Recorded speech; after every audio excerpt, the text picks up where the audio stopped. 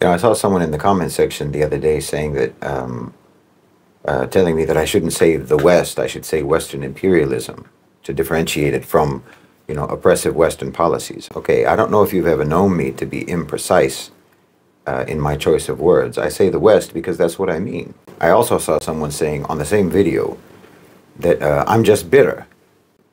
How astute of you. Of course I'm bitter. I'm a Westerner. That means that I was taught a fictitious story my whole childhood about the West. And I didn't actually get any sort of decent education until I was an adult.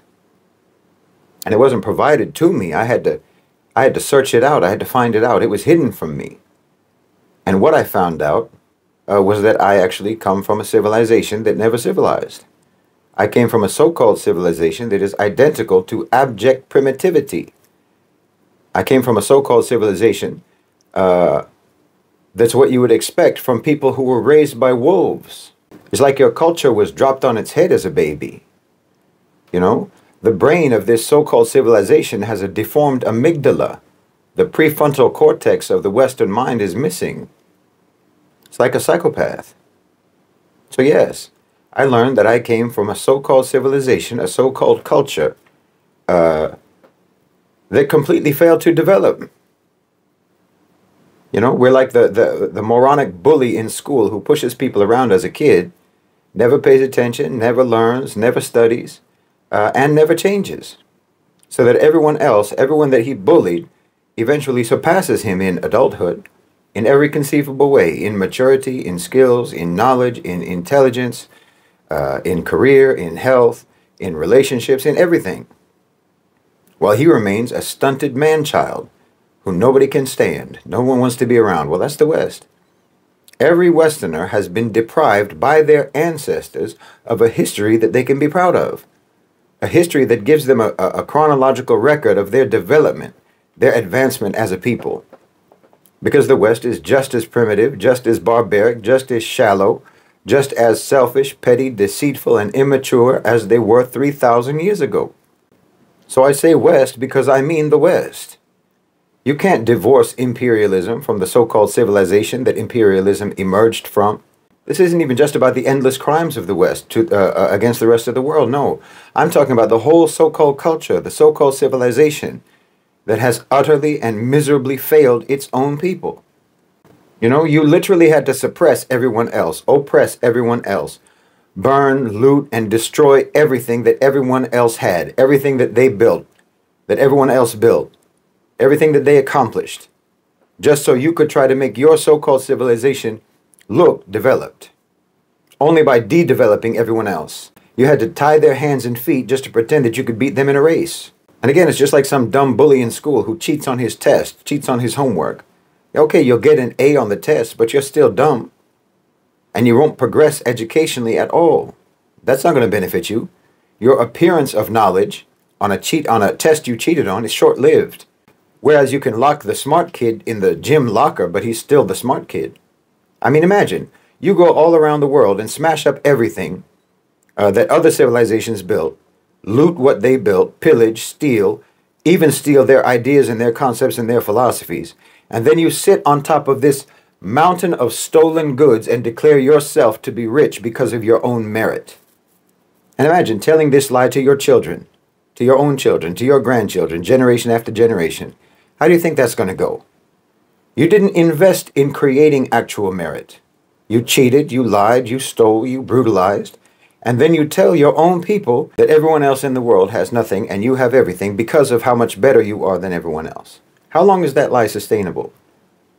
I mean, these are people who actually have civilizations, who actually created and built and accomplished and didn't just pillage and plunder. And there's still those people today, even though you have oppressed them, they're still those same people. And you're still the way you are. Wallahi, the West let its people down. The West let their own people down. I mean, a good example actually is African Americans. I don't know if you can think of a people who were more held back, more deprived, more sabotaged than African Americans. You took everything away from them and took them away from everything. They started in your country at less than zero, literally regarded and treated as subhuman, not allowed to learn to read or write or anything for hundreds of years. But you see, they come from a people of accomplishment to one degree or another, not a people of piracy and theft and appropriation. They come from a people who created and built and developed in their own countries, in their own land.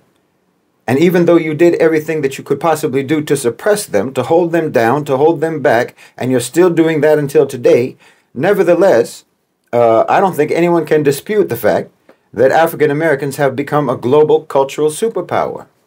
Culturally, they're a superpower. Whatever cultural soft power that America has in the global South, it's African American. And China, one of the most ancient civilizations on earth, over 4,000 years as an organized civilization.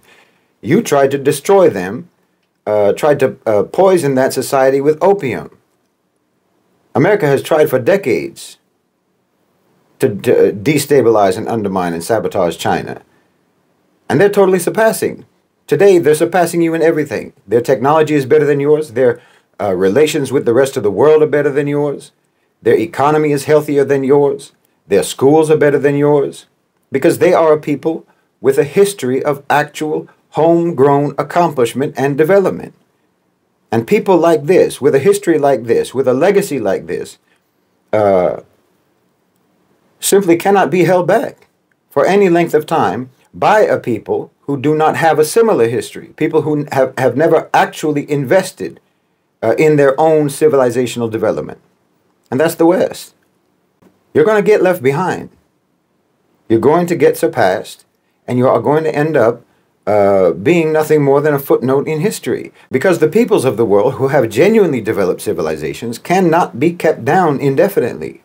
No one, for example, bounced back from Western imperialism and colonization faster than the Muslims. Because our foundations are too strong. Our history is too strong. Our achievements are too many. Our culture is too rich. Our beliefs are too powerful. You could only inflict superficial damage on us. The whole history of Western colonialism in the Muslim world only amounts to a flesh wound. Our empire was never based on being a political entity. Political governance was a byproduct of belief. Our empire was an empire of faith. And that empire remains completely intact today. And it will always be intact. But everything that you call Western civilizational achievement is stolen.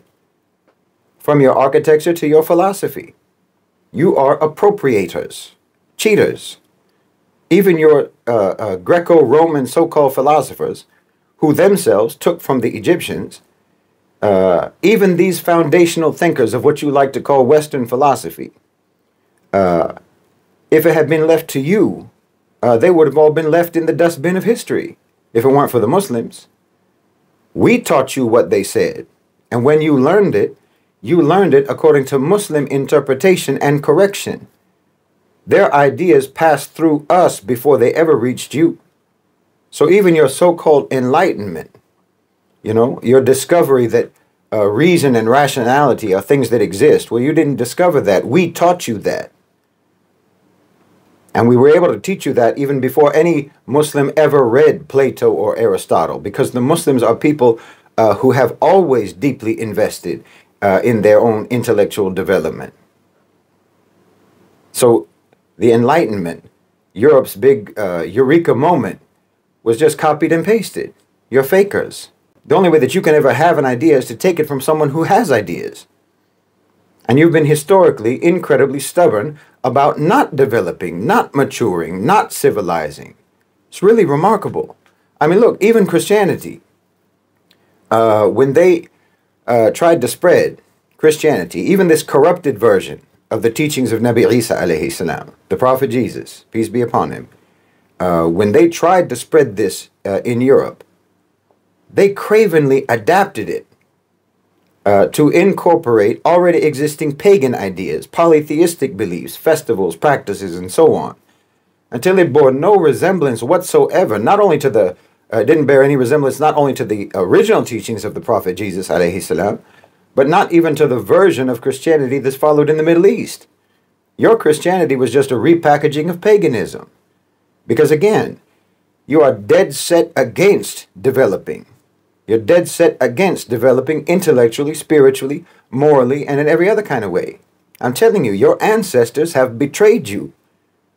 They betrayed you because they never bothered to invest in your future.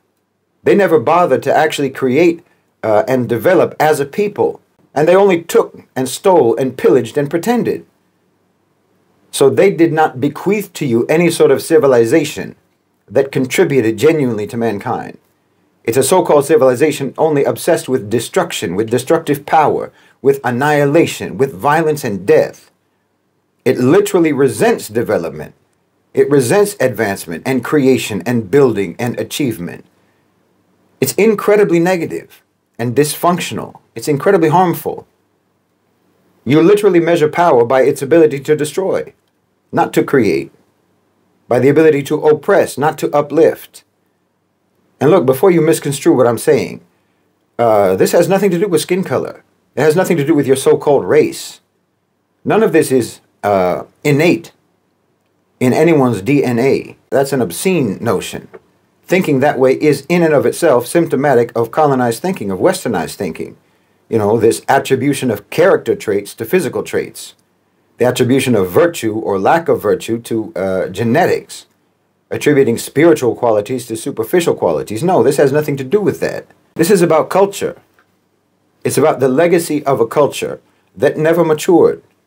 A legacy left to the descendants of people who thought predation and pillage was better than creation and innovation and knowledge. A legacy of underachievement as a so-called civilization that thought the ability to take from others was the same thing as merit. A culture that does not understand the importance of the means, but only values the ends, and thinks that if they can acquire the desired ends by vicious means, then they're the same as a culture that can achieve those same ends by honorable means. Like I said, it's just like a cheater.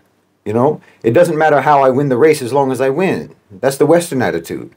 So even if I win by chopping off the legs of the other participants, I can still consider myself to be the best and fastest runner. You see, even if I'm not genuinely an athlete, even if I'm not actually even fast, even if I never trained and I have no discipline and I have no ability, I get to call myself an Olympic champion as long as I can get that gold medal, even if the way that I get that gold medal is by shooting the actual winner of the medal and stealing it off his chest. Everyone has to praise me as a great athlete now because I have the medal. This is literally the Western mentality. That's a failed culture. It's a culture that has failed its own people. But yes, this is not innate. It's not inherent. It's not about white people. I mean, just terms like this, white people, black people, and so on, as if any people are actually literally white or literally black. You came up with these terms just to try to impose the idea that these are opposites, even though all people are actually just shades of varying degrees. You wanted to trap people by these fabricated definitions, these oppositional definitions. But it's all stupid. Again, this is your biggest contribution to humanity that really came from you, imposing a color code on the human race. No, I'm telling you this so that you can recognize that your ancestors failed you. Your culture has failed you. Your so-called civilization has betrayed you. And you should try to come to terms with that fact so that you can potentially free yourselves from it. Because as I've said many, many times, your own so-called civilization mistreated you before it ever became powerful enough to mistreat people outside the West. They brutalized you and they brutalized your ancestors long before they ever reached out beyond their borders and started brutalizing everyone else. And even when they did reach beyond their borders to brutalize everyone else, they didn't stop doing wrong to you. And the worst wrong thing that they've done to you is to make you think that you're supposed to be proud of this history, proud of this culture, proud of this so-called civilization that has left you completely unprepared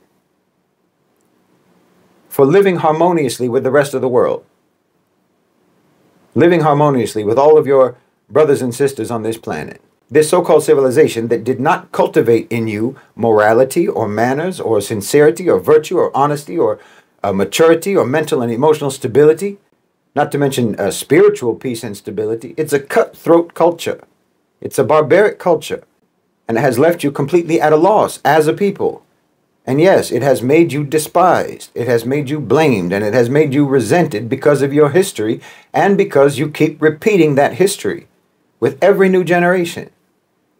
See, when I say things like this, Westerners get defensive, and that defensiveness is symptomatic of exactly what I'm talking about. They'll say, let's not dwell on the past. Okay, let's not. Let's look at right now, today. And you try to show me how today is any different from the past. And this is why you get defensive. Because you know that when I talk about the crimes of the past, you can't with any honesty disavow the crimes of the past because those crimes are ongoing. And those crimes are protected precisely by your defensiveness. Well, this is a catastrophic trap that you're in. And you have to get out of it before you sink into oblivion. And no one can help you get out of it. No one is obliged to try to help you get out of it. You have to do it yourselves. Which again is not something that your whole culture or your so-called civilization has ever prepared or equipped you to do. That's what I mean about how a cheater ultimately only cheats himself. You know, when you're a plantation owner and you lose your slaves, well, you lose your crops as well. And you have nothing. Because you never learned how to grow anything yourselves. You're not farmers. You're like the king in Hamlet, who knows that he can never sincerely repent for his crime because he retains the crown for which he did the crime. And you don't want to relinquish your ill-gotten gains. You don't want to give up that stolen crown. So you get defensive instead of repentant. And there's no solutions for you in your own history. No return to traditional values or what have you. No, that's not going to help you. I mean, trying to go back and emulate the very ancestors who failed to build a genuine civilization and who set you on the very path to oblivion that you're on now, that's not a remedy. So-called Western civilization is a myth, and you're not going to find any solutions as long as you hold on to any belief in that fiction.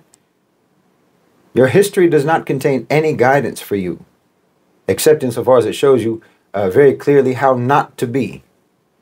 You need to stop digging in those empty pockets.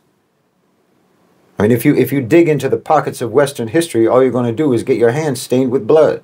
Like I've talked about before, your history, your origin, in the wilderness of Europe, it was harsh. You were in a harsh environment, cold and formidable. And you took the attitude, your ancestors I'm talking about, took the attitude that violence and dominance were the only means for survival. And this attitude pervades all aspects of your culture, from colonization to marriage, from international relations to relations between the sexes. You can go as deep as you want analyzing that society, Western society, and you can see how this primitive attitude manifests on every level of that society and that culture. And then there's all the lies that you have to tell each other and tell yourselves. Because the West eventually did encounter genuine civilizations, and so they wanted to pretend that they too were civilized. So they espouse all these values and principles and so on that they never adhered to and probably and don't really even understand. And this is where so much of the cognitive dissonance comes from. Because yes, you do have an untarnished human nature, what in Islam we call the fitrah, the intrinsic good human nature that's buried inside you. And that conflicts with your society, it conflicts with your history, it conflicts with your actions, and it conflicts with your ideologies. And you have two ways to try to deal with that conflict. Either you actually resolve the conflict, or you just plaster it over with propaganda and indoctrination and lies. But your culture is a tumor, and it will devour the West in its entirety, just as it devours the conscience of every individual Westerner, unless they undergo some kind of psychological, civilizational radiation therapy. Just as a body rejects and struggles against a tumor, your own conscience rejects and struggles against your history, your culture, and your so-called civilization. I mean, you're really in the same struggle as the rest of us, in a way, because the West has been a parasitic tumor on the whole of humanity for centuries. And we've been resisting it. And you should too. Because it isn't any healthier for you than it is for us, truth be told. And that's the only reason why I'm telling you this. But you get defensive. And you want to pretend that that tumor is actually a vital organ. Well, it isn't. You can, just like anybody else, you can actually change. You can actually become what you claim to already be. But that can only happen once you recognize and acknowledge that you aren't now what you claim to be. And then you can start learning, inshallah, from the people who really are the thing that you claim to be, which is civilized.